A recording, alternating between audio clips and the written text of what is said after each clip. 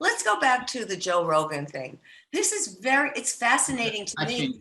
Touchy subject, you know? Well, it's fascinating because it's even for our MBA classes. When we're teaching MBA classes, this is a subject about who gets away with what in a corporation and who doesn't. Who has greater clout? Look what's happening with the Cuomo brothers. That's a fascinating intrusion into the machinations that go on in the political world of television. And it's fascinating for us to watch this because Governor Cuomo left, and his brother was an anchor on CNN, and they pushed him out. His lawyers said, well, what happened to the $18 million that he's supposed to collect for the remainder of his contract? And they didn't want to do that. So who was in charge? The guy, Zucker, Jeff Zucker, who was in charge of this whole CNN. Then the anchor Cuomo's lawyer came back to the table and said, wait a minute, if you're saying that anchor Cuomo did whatever he did, he broke the rules for CNN, how come Jeff Zucker, who has also broken the rules, is not being held accountable for his own rules? Because he had been having an unreported affair with another grown-up in a consensual relationship, and it went unreported, although everybody knew about it. So all of a sudden, he had to leave his job. And women's groups came out and said, what about the woman in this? How come she's able to retain her job? And if you think that this is only about content, no. It's about the politics and who's Zooming who, et cetera. I think that's probably why that television show with Jennifer Aniston is so popular right now, because people get a little bit of a peek behind the scenes, they think, you know what I mean, of all the politics involved. Oh yeah, the morning show is very popular. It's on MTV. It's on TV. Apple TV. Mm-hmm. And it's very popular because behind the scenes, this is exactly what happens. I've been on plenty of news sets. I've been on plenty of these sets, television sets, and I just shut my mouth. I didn't talk to anybody. I just did my thing. I walked in and I walked out. And then when they came to me and they said, Dr. Gilda, we would like to do a pilot for the Dr. Gilda show with Fox, I was thrilled. But the producers who wanted me, and they just pulled me off television, the producers who wanted me to do this show said, let's go to lunch.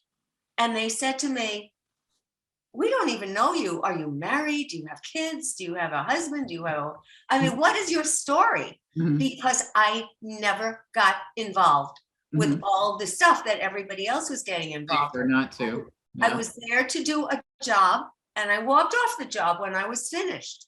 All I had to do was do a bang-up job on camera, which apparently I did, and they thought I was good for their ratings, but the bottom line is, this is the bottom line. That's it. And if you go back to Chris Cuomo and the $18 million he's looking to get, and now they're negotiating, they said, now they're talking, well, maybe we'll give him $9 million. And Jeff Zucker is out, and who knows what's going to happen to that entire CNN. I find it a fascinating exploration in management and who is looking the other way and who is not. And it also has to do with Joe Rogan. They gave him $100 million. Now, I just heard. That is quite a payday for something. For a podcast. I mean, he was a good podcaster. He was out there and he asked unusual questions and did, but that's a lot of money for a podcaster. I was stunned when I heard the amount.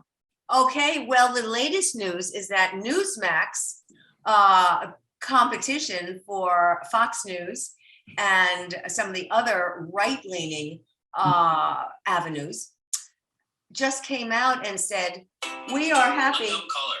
Oh, wait. We are happy to give you $100 million payday over the next 4 years if you switch from Spotify to our network. So isn't this very interesting? How long do you think it takes, though, if you stay where you are, or if you get kicked out, either way, I mean, to overcome the perception from the public of what you did, whether it was acceptable or not? I mean, look at Kathy Griffin. She's trying to get back in still after what she got ousted for. Can you come back? Do people forgive? I mean, Pee Wee Herman for a while, or, whatever the scandal is, they come back, or, Hugh Grant, or whatever it is that everybody gets upset about. Well, this is a very interesting some more worse, bad things right now that hardly compares to what. But this is a very interesting question. We didn't see Matt Lauer come back. We didn't see, what was his name on CBS? I see his face and I don't remember his name suddenly. When I could think of on CBS is Dan Rather. I'm trying to think who. No. After Dan Rather, the guy who looked a little shaggy. Anyway, he didn't come back. Kathy Griffith might be one. How do you determine who's going to come back and who's not going to come back? And is it a matter of appealing to the public? I don't know. Nobody knows. There is no rule for any of this. The problem is so many things people got away with for so long. Now everybody's now paying for things that had happened in the past.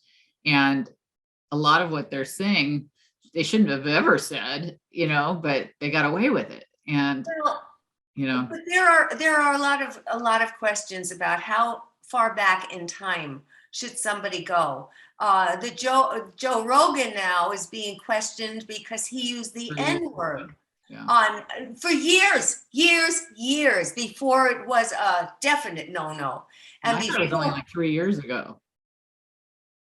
Yeah. Well, it went back and he apologized, and Spotify isn't letting him go apparently. $100 million is worth it to them because he brings the bucks in. So is it only? Yeah, they lost Neil Young, though. They lost a lot of other names because they're holding on to him. So that's an interesting one to watch, just because I teach so many ethics courses. I'm finding it fascinating for the MBA programs that we're involved in, because it's interesting to see that how in one organizational culture it's okay, people can get away with. And how long did Jeff Zucker get away with his consensual affair with a person who was high up there in the ranks, who supposedly reported to him? How long that was going on? People were mentioning the year 2003. So this has been happening for a very, very long time. And are some people too big to take them down? I don't know, because Matt Lauer was making a lot of money. He was doing very, very well.